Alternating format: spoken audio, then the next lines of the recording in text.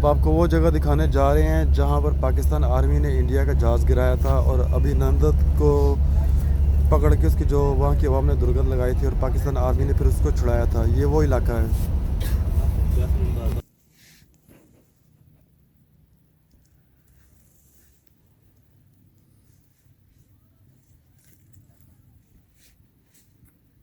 जी आपको वो तारीखी जगह दिखाई जा रही है जहां अभिनंदन ने चपेड़े खाई थी।